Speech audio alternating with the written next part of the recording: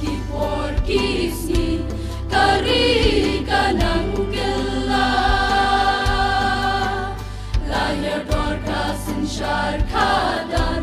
kasan himasima lapet ka syong suk syong san hakari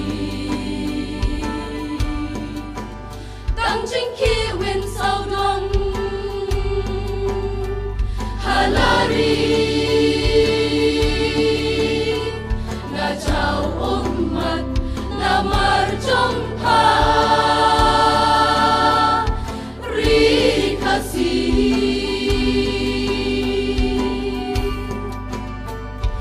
kurikasi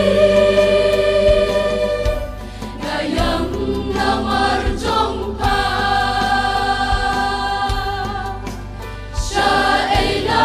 Chakika na tanjong pa Kupani duway Yala karito isnay Nong yalam hatin po Rom yamit yakito say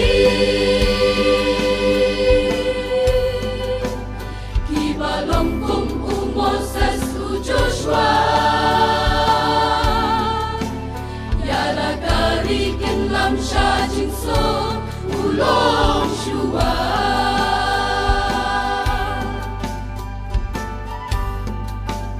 Namar kakwan mentoy shimet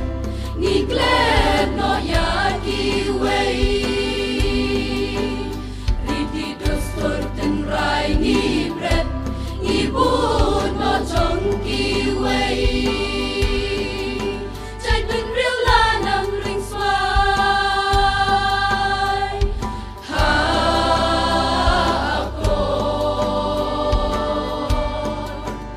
Rika sila no kan Poi kapor Sa shi simpat Kan wan pai biang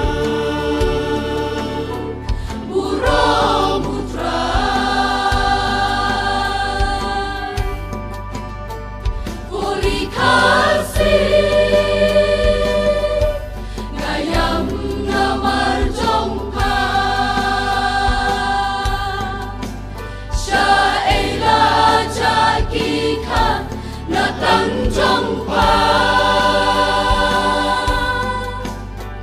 Kupangi duway Yala karito isnay